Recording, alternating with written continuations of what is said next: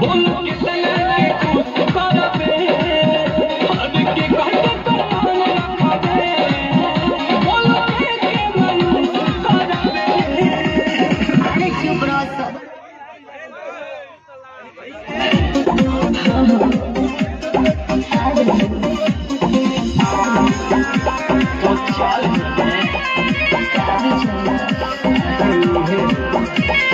चिपकली जैसे चिपक दीवार से वही चिपक गया तू अपना भतार से ढेर दिन पनई हर से आइलू हकार से रात भर मजा जलेबे दो तू प्यार से आज भर ढेउ दा ढोढ़ी जाने छेउ दा थकल बा मिजाज जाने हो वाला फेउ दा घर में चिपकली जैसे चिपक दीवार से वही चिपक गया तू अपना भतार से ढेर दिन पनई हर से आइलू हकार से रात भर मजा जलेबे दो तू प्यार से आज भर ढेउ दा ढोढ़ी जाने छेउ दा थकल बा मिजाज जाने हो वाला फेउ दा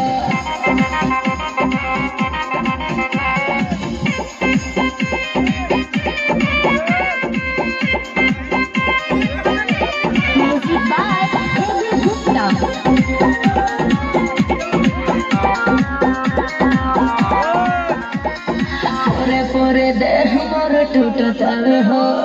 मान जा बोला दम घुटतावे हो आगो तनी पास बारा दास नइखे हो परती बखेत जान दिही आज हो आज भर ढेउ दा ढोढ़ी जाने छेउ दा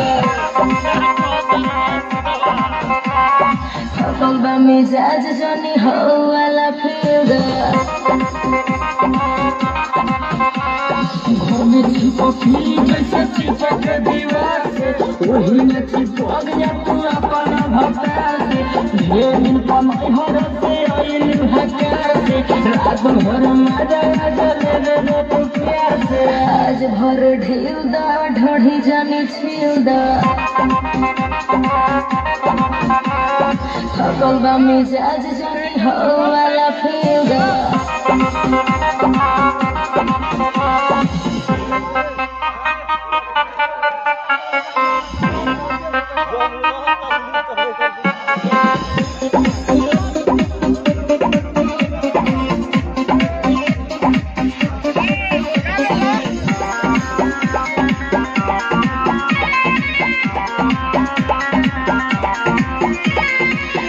के मुआइया के छोड़ा बका हो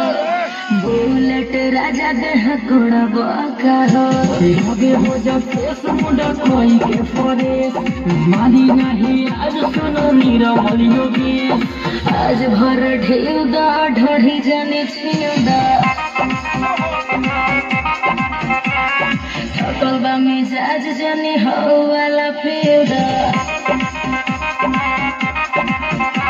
घर में चिपकली जैसे चिपक दीवार से वही चिपक गया तू अपना भतार से ढेर दिन पनई हर से आइलू हकार से रात भर मजा जलेबे दो तू प्यार से आज भर ढेउ दा ढोढ़ी जाने छेउ दा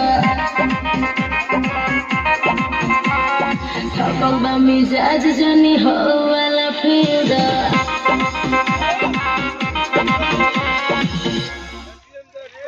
जबरदस्त है ना चलो तारा मैं चलो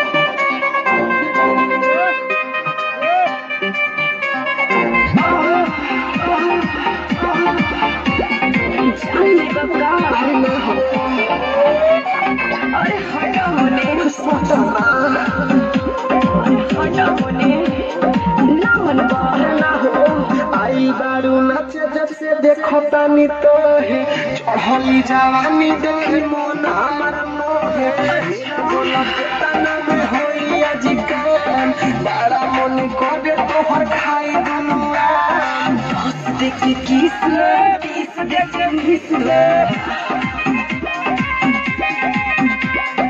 500 हजार के रूम में से छिखला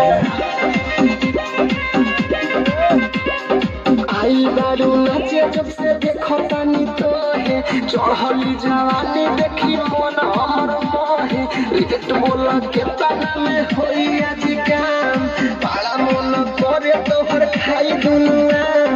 10 दे के किसला 20 दे के मिसला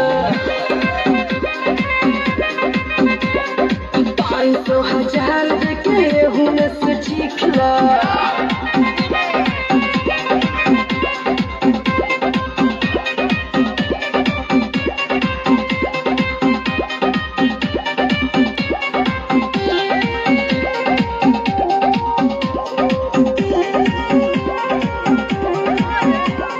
चमेली बानी उठला लीला शिवनियन चिकन चिकन बाटे मुर्गा देखो ही में लागता रो बड़ी छोहारा धीरे धीरे गरम होता लव वाला पारा 10 दे के किसला 20 दे के मिसला 500 1000 दे के हुने से चिखला